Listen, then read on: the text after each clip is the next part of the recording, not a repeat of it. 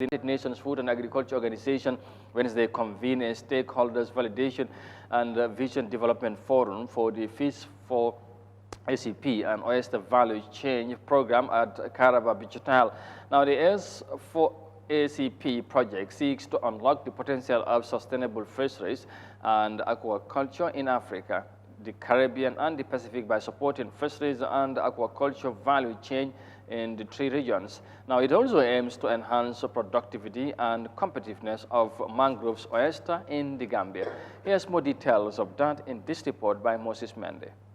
The Validation and Vision Development Workshop stems from FAO's synergy to support fisheries and aquaculture value chains from 2020 to 2025. Climate change has hit hard on the production of oyster farmers in the Gambia, which has been dominated by women who harvest, process, and market the oysters. The recent oil spill in the country has also severely affected production. Therefore, the workshop will also validate the results of functional analysis and evaluation of the economic, social, and environmental sustainability of the oyster sector. Moshibudi Rampedi, FAO representative in the Gambia, said the program aligns with Gambia government strategic priorities and assured that her organization will remain attentive to the observations, proposals, and recommendations resulting from the workshop. She pointed that a massive number of women will also benefit from the project. The FISH4ACP program intends to improve the oyster value chain and artisanal sector. Around 1,000 women are expected to benefit from the entire production chain, from harvesting to marketing and processing. Oysters are an essential source of protein and micronutrients. They may or will generate substantial income for the women if correctly and adequately supported. And being in the Gambia, we hope that all the women that are in the room with us and those that may not be in the room, from the West Coast to the Tanbi National Wetland Park, will derive benefit from this program. Mrs. Rampedi added that an oyster value chain analysis report has already identified interesting avenues for improvement in harvesting, post-harvesting techniques, and quality control standards to create real income opportunities. Honorable Musa Drame, Minister of Fisheries, believes that upgrading the oyster value chain will trigger sound environmental management attitudes, as well as create employment and generate foreign exchange through the formalization of oyster exports. He explained that the development of mangrove oyster will add value to the livelihoods of oyster farmers, among other benefits. The development of the mangrove oyster will add value to the livelihood of women as oyster harvesters, processors, and marketers. It will equally expand the commercialization of oyster aquaculture, implement and replicate existing co-management plans for the wild oyster, improve quality in terms of product handling and processing, enhance food safety standards and official controls, as well as improve support services to the oyster value chain. To him, the project will attract investments in fisheries and aquaculture and also ensure sustainable management and utilization of marine and aquatic resources. Stefan Mead, head of cooperation of the EU delegation to the Gambia, congratulated the project team, saying that time is ripe to increase the oyster value chain. The time has come to increase the benefit of the oysters value chain in the Gambia. This value chain should take a greater share in the fisheries and aquaculture sector. In particular, it has already been said, when food security and employment are concerned. The global initiative has a financial volume of €4 million and seeks to enhance access to market channeling, ensure decent working conditions, and guard against overexploitation of stocks. The project is being implemented through FAO partnership with the government, the European Union, and many more. Moses Mendy, Eyeafrica News. All right, thank you, Moses, for that report. I think it's another very important convergence there by, of course, the FAO and some of its stakeholders to discuss on ways and means to empower or to improve, or of course, to mitigate challenges on the fisheries sector, but also on the oyster industry as well. So this is a very good development, cognizant of the situation that we as a country, I think the fisheries sector definitely need support and need capacity building as well. And so as also I believe is the oyster sector. Yes, quickly Monyang ñu ñëw ci waxtaan bi mooy FAO daanaka démb rek xaw ma barki démb ñu ngi ci doon wax tamit ci lël bi ñu doon def waxtaan ci wàllu mbay mi waaye bii tamit foog naa ci bii moom ci wàllu napp bi la bale tamit ci napp bi la woon nekkul ci mbay mi boobu moom ci luwaay maam ñu ci doon wax ak lu ñu nangu ak yooyu bii moom dooleel secteur bi waaye tamit nga napp dafa yaatu léegi am na yeneen jéeni dañ ko war a yar boobu la ñuy wax ak waa secteur daanaka dañoo jël jën yi am nu ñu defaree daal ba ñu yar ko mu nekk li nga xamante ne mooy nekkul ci géej bi rek lañ koy yaakaare dañ koy yaatal loolu ñoom bëgg nañ koo dooleel ci réew mi pour nit ñi mun cee dund waaye yeneen tamit mooy li aju ci wàllum yoxos bi mooy oyster jigéen ñi ciy yëngu climate change bi ñëpp xam nañ jafe-jafe yu ciy am pour nag indi ñoom wax leen wala indi li nga xamante mooy xam-xam bu ñu mën a jëfandikoo ba gis na yenn jafe-jafe nañ ko mën a wàññi waaye tamit dooleel secteur yi ci ndaje boobu lañ nekkoon te jàpp naa ne lu am solo la pour dooleel surtout jigéen ñi nga xamante ne ñu ngi ci am jafe-jafe waaye ci loolu lay yaakaar pour am lu ñu fajee seen ay soxla. waaw am na solo Amadou. FAO seen taxawaay si àdduna bi ñu bëri ràññee ne ko ñoom li ñoo xeex mooy xiif daal di dëddu si li nga xam ne mooy àdduna bi te loolu dafa nekk lu nga xam ne lu am solo la su ko defee indiwaat nañ xalaat bu am solo. waaye secteur bi ñu laal mbiri yoo xam nga boobu yàgg na fi. te ba léegi ñooñu ñi ngay jooyti li nga xam ne mooy support. te amuñ ko te yàgg nañ fi te soo ko bàyyi xel Amadou ñooñu yàggu rek.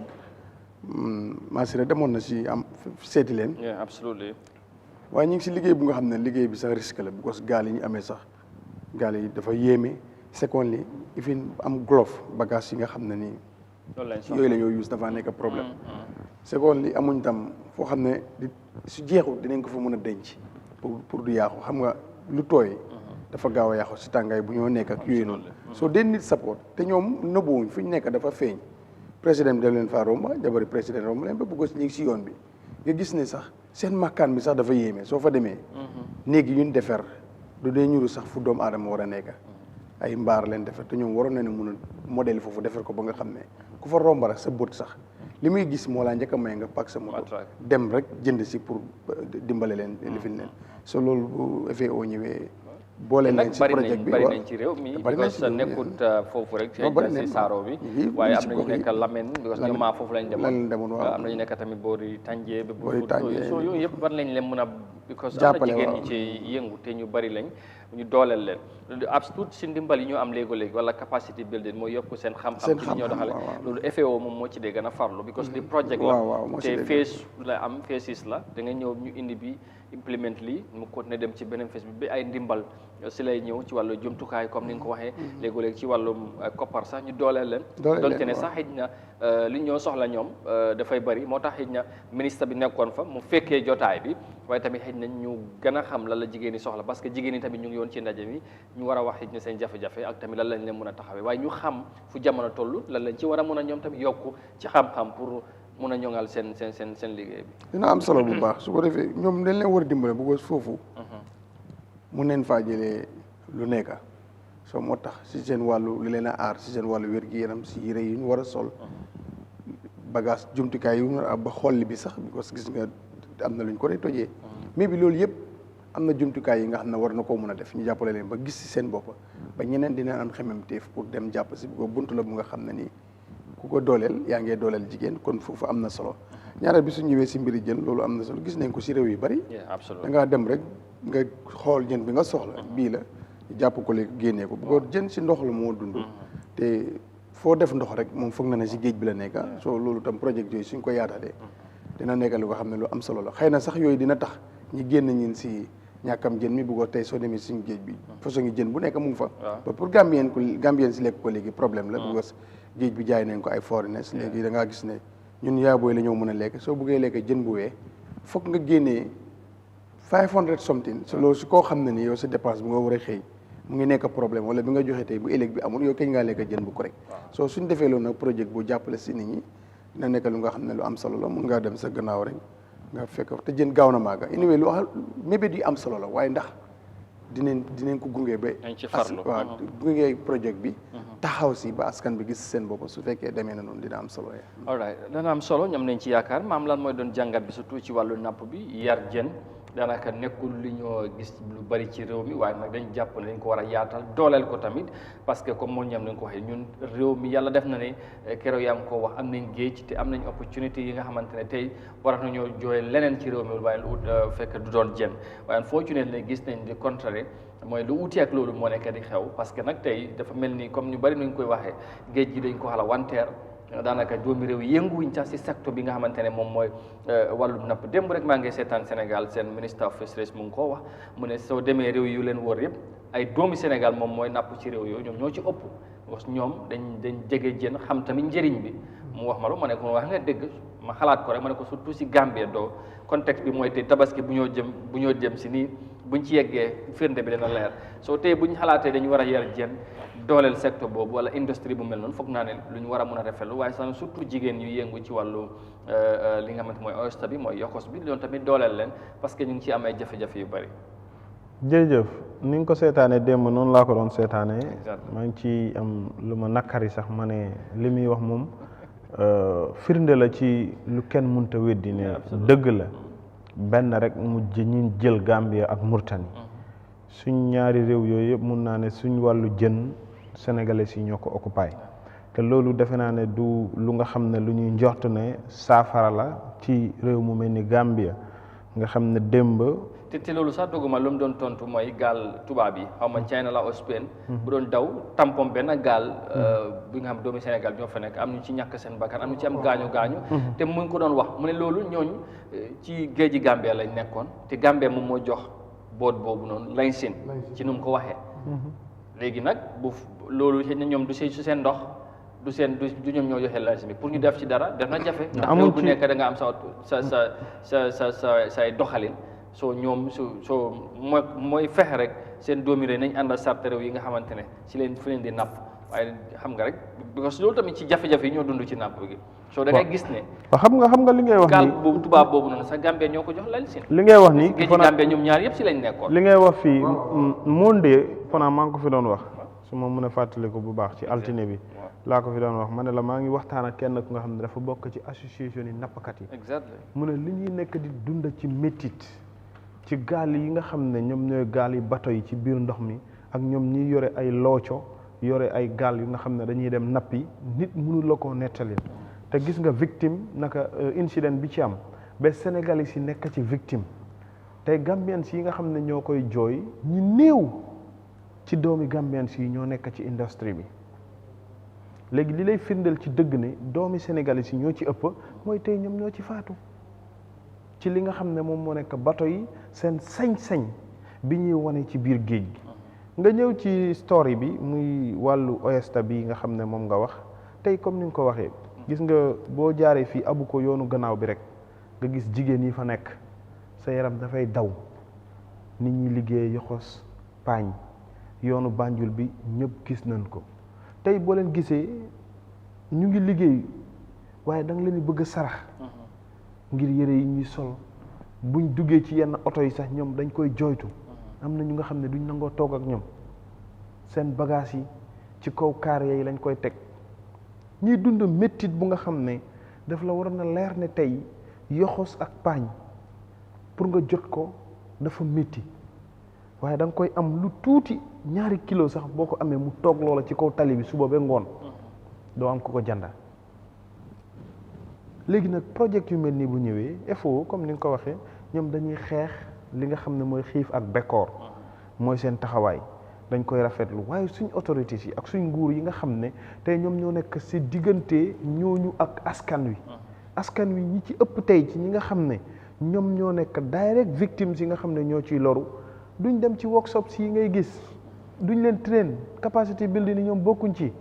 ku lay wax ne consultant la project manager la masan nga moom directeur la wala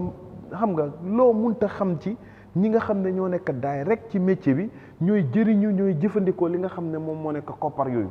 léegi ñële fi ñu toogoon ñu ngi fay toog soo leen rombo ay doj la ñuy jël pour toj li nga xam ne moom moo nekk yoxos bi moom dañ doon validate mooy daanaka